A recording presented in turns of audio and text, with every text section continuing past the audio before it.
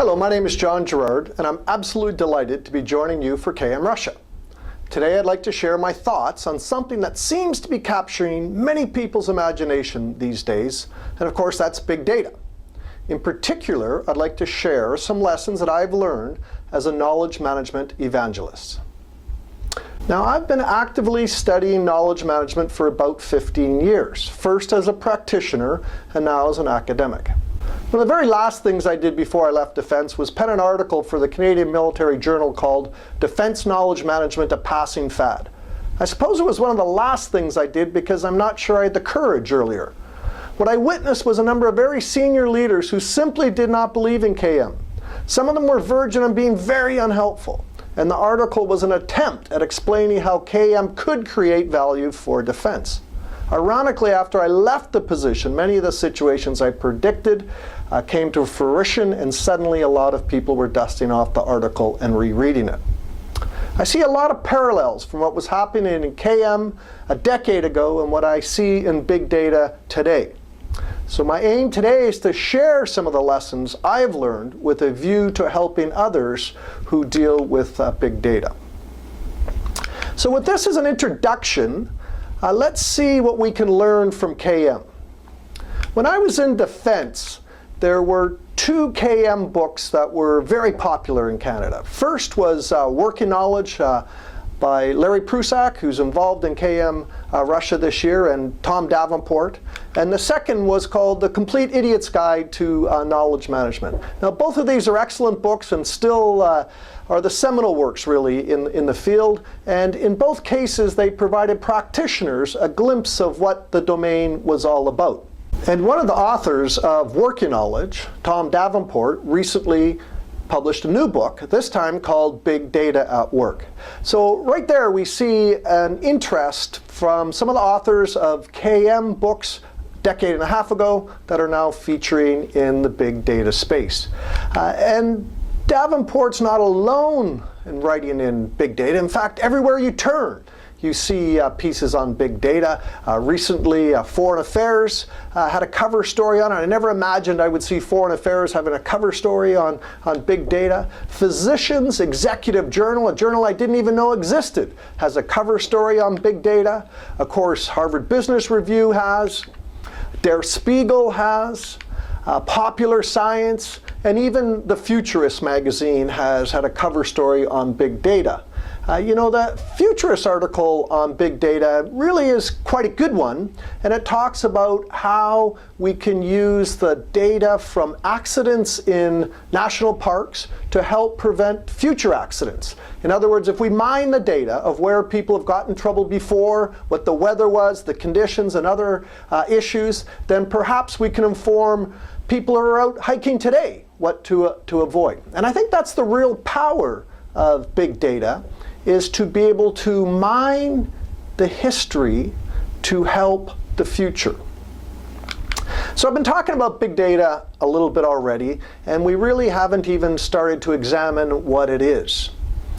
One of the ways I try to gauge the interest in new hype or new domains is by going to Google Trends. And if you haven't been to Google Trends, I highly recommend it. You can go there and type in a simple term. So here on this slide I have big data, and what you can see is that in 2004, for the first number of years, the interest was very flat, probably scientists and some early adopters looking at it. But then suddenly there's this spike in interest. And we've seen that increase over the last number of years. And on this chart, we even see Google's forecast, and they suggest that it's going to continue to increase. Now, of course, simply the number of searches that are being done in a field doesn't dictate that it's a domain per se, but it does show the interest in it. But you know, I think the interest in big data might have gone way before this chart predicts or talks about. Back in 1991, Teradata were some of the very first people to talk about how we could use data. They talked about data anomalies, and they talked about how retailers could use it. And of course, there was the famous beer and diaper story in which we discovered, or Teradata claimed to discover, that consumers on Friday evenings, many of whom were purchasing beer, would also buy diapers. And the so-called beer and diapers anomaly led almost a frenzy of retailers trying to figure out how they could mine their data. Of course, the story's been exaggerated a little bit over time, but the point is by mining the data that we already have, we can learn new things that leaders can use to make better decisions. I wrote an article talking about that in Prairie Business Magazine, and funny enough, it's by far the most searched article and most read article, most downloaded article of anything that I've written. Prairie Business Magazine doesn't have a very large readership, but because it's online and because of the title, there's an incredible amount of effort. And that was back in 2008. So many people have been talking about big data and the resemblance or how it could be used in terms of KM. So maybe we should ask, is big data and data mining, are these two terms synonymous? We see them used interchangeably an awful lot, it seems. So are they synonymous? And I would say no, they're probably not synonymous. And I think for us as KM practitioners, it's important for us to understand the difference. So big data is really talking about the asset, that data set that an organization might own, where data mining is really a process or a handler of that asset. And I think it is important for us to differentiate those. Well, here's another chart from Google Trends, and this shows the interest in Russia. And here you can see that there's also been a surge in interest. The first part of the chart is very flat, and that's really because up until 2011, Google didn't track location data. So that doesn't mean that Russia wasn't interested, we just didn't have location data. But clearly you can see from 2012 forward that there's a significant interest in big data in Russia. So I think there's people here and people that you'll be working with that are very, very interested in it. So a couple times already we've talked about knowledge and knowledge management. Perhaps it's worth trying to define it a little bit. Here's one definition that comes from the Tofflers, the futurists, the Tofflers, and they suggested that knowledge is broadly defined to include information, data, communication, and culture. And although some people like that definition, I'm not particularly a fan of it. I think it might be a little too broad, and I prefer this definition for knowledge. Knowledge are concepts, experience, and insight that provide a framework for creating and evaluating and using information. And I like that because it builds on this idea of the sort of cognitive hierarchy. We're going to talk much more about knowledge management in a minute. And every time I launch into this, we get into this sort of debate about definitions for knowledge management. I'll stop that debate now by saying to you, if you're interested in seeing other definitions, I've collected over 100 definitions, all of which are good definitions depending on your organization. And you can take a look at those on my website at johngirard.net/KM. But the point is, there's many different definitions for KM. Knowledge management, and really I think it is a good exercise for individual organizations to derive their own definition based on their organizational needs. So when we're talking about knowledge management, a great place to start is the work of Davenport and Prusak in Working Knowledge, and they sort of built on this idea of the cognitive hierarchy, that we had data and there's a number of things that you could do to that data, they suggested, to create information. And likewise, there were some things that you could do to information to create data. And I like to think of that as KM 1.0. I know other people use different ways to categorize the development of KM, but to me this is a good starting point for how a lot of organizations looked at knowledge management. We then saw an emphasis moving towards this idea of tacit and explicit knowledge. And of course, Carlo O'Dell, the president of APQC, famously used this chart using the iceberg analogy. And in her book, If Only We Knew What We Know, talked about this idea of the difference between explicit and tacit knowledge. Now, Carla never argued that she was the first person to do it, and most of us would say that Michael Poliani was one of the first in his book, Personal knowledge. And I think that and the work of Professor Nonaka on the so-called SECI model might be what we consider knowledge management 2.0. Well, let's turn our attention to culture, one of the key elements of the TLC that I often talk about. And I like to start off by looking at these posters. These posters come from the Second World War, and they were called Loose Lips Sink Ships. And really they came from the idea that the Americans had a number of GIs in England and waiting for the D-Day invasion. And if they were to share what they knew, perhaps down at the pub, the word would get out and the enemy would know what was happening. Well, I think that campaign created a generation or more of people who believed and applied the so-called need-to-know principle. And that is still alive and well. Here's a more recent poster from the United States. And if we take a look at that, blow it up a little bit, we can see that it still says endorse and apply the need-to-know principle. And although some of us were making some headway into convincing leaders that we should move towards an environment of need to share, a number of things have happened in the last little while, not the least of which is WikiLeaks and Edward Snowden. And no matter what side of the transparency crusade you are on, you cannot argue that this has had an impact on how leaders think about their organizations and whether they can trust people. And in fact, that's probably a good thing for leaders to be doing. I think the work of David Logan in Tribal Leadership with his colleagues reminded us that there are different stages in organizations. He talks about the 5 stages of culture.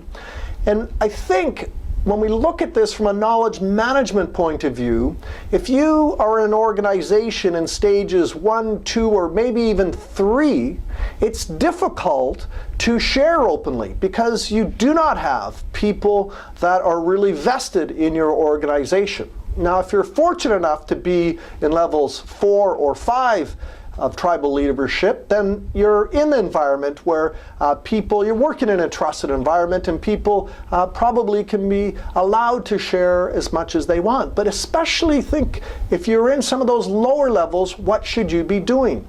And I think sometimes this is why knowledge management has failed in the past. If you have an organization that is primarily level 1 or level 2 people who really don't like where they are, can we trust them with some of our most important organizational assets? And so rather than developing a knowledge management system, perhaps your first order of business is creating that organizational change to make sure that your organization is in fact ready to apply the principles of knowledge management. I highly recommend that you take a look at his work. It's some of the best work in differentiating the different stages of organizations and at what point we really can work in that trusted environment.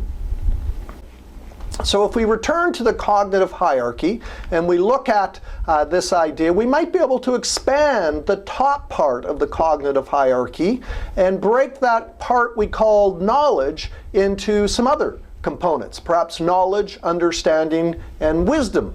And I would go as far as to say that KM 2.5 might really be seeking wisdom and not knowledge.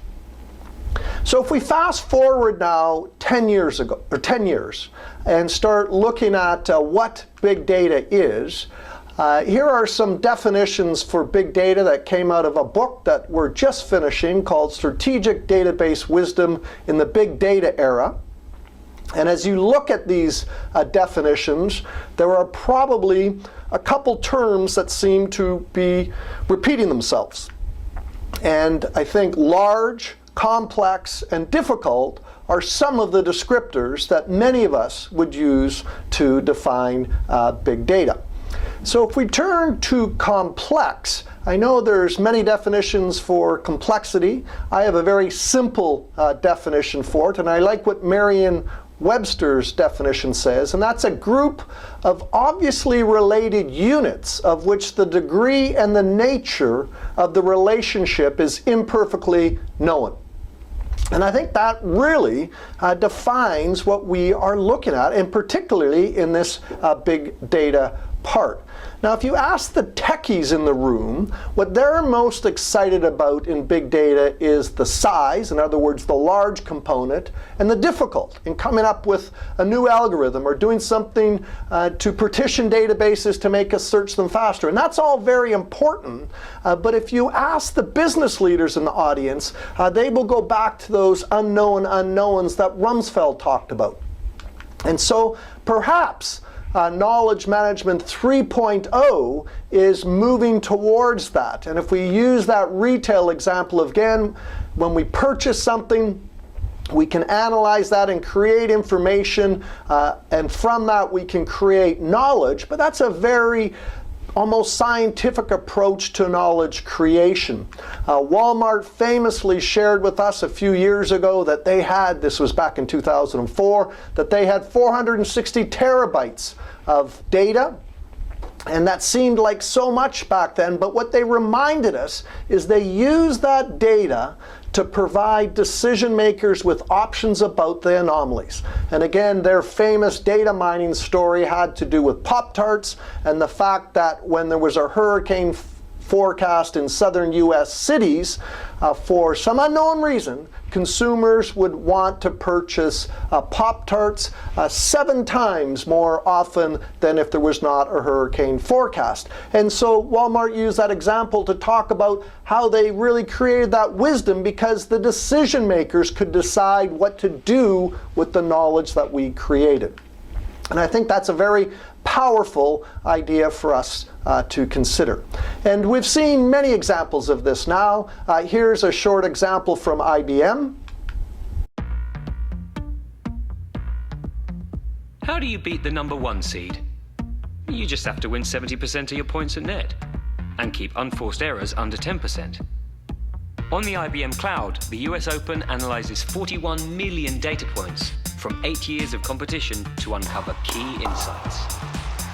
Data can help show you how to win, no matter what business you're in. Today, there's a new way to work, and it's made with IBM.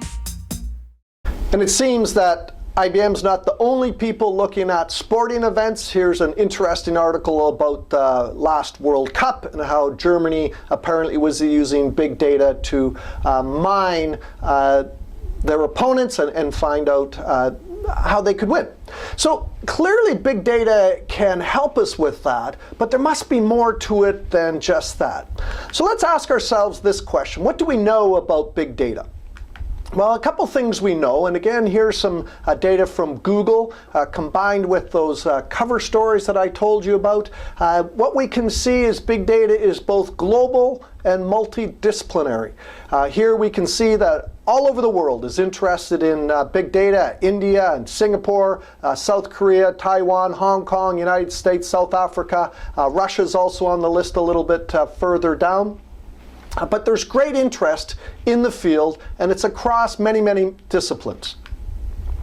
We can see that and this part of Google Trends shows us some related searches to big data. So when people are searching big data, what else are they looking for?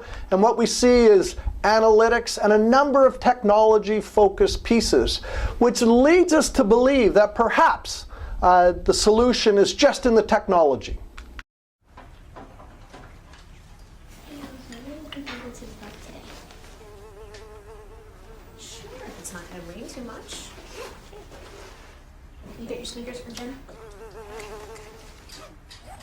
The new Newsday app is better than the newspaper in all kinds of ways. Except for one. Get Newsday every day in a whole new way. And so the point of that video was to remind us that the newest technology is not always the best technology. And I think that applies to big data as well. I think too many people are jumping on the bandwagon and not really understanding what it's all about. I was at an event not that long ago where somebody came up to me and said that in their organization they had stopped categorizing any of the documents. They were told by their leader just to dump them all, and that they would use Hadoop or other big data technologies to mine the data when and if they needed it. We had an interesting discussion about it, and I asked them, how much storage space have you allocated if you're going to put everything there, including all of your video and audio, emails, and all your documents? And I was told they had 1 terabyte of data for the entire organization, which clearly would be filled up very quickly. So we have to think about how we're going to adopt the technology, and even if it's the best technology for our organization. You know, Richard Branson recently wrote in his book that he carries a hard-covered book everywhere he goes and records notes in there, not in an iPad or some other technology. So we have to, as leaders, think about the best technology. Perhaps it's our job to help your leaders, the CEO or the CEO, see what's in their data. And perhaps it's most important that all of us enable them to be able to take that deep dive into the data, the so-called big data, and see what they really need to see to make the best possible decisions. Take a look at this chart. This comes from a bank in South Africa, but I think it's a very interesting story being told. So in the foreground, you see 3 hyenas. In the near ground, you can see 3 lion cubs. And so those hyenas have seen the lion cubs, and they think they're going to get a free lunch. And they're so preoccupied by what's in the immediate foreground, easily within reach, those 3 lion cubs, that they've lost the big picture. And they're not taking the time or making the effort to take a deep dive into the data. And if they did take that deep dive, if they invested the time and energy to survey the entire plane, in this case, I think they would make a different decision. And as you look at this picture, perhaps you can see that there's more than 3 lions in this picture.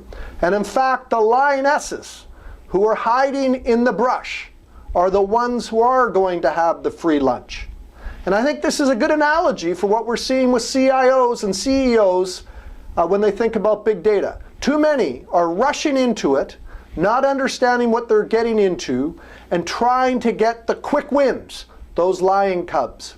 In fact, it takes a plan.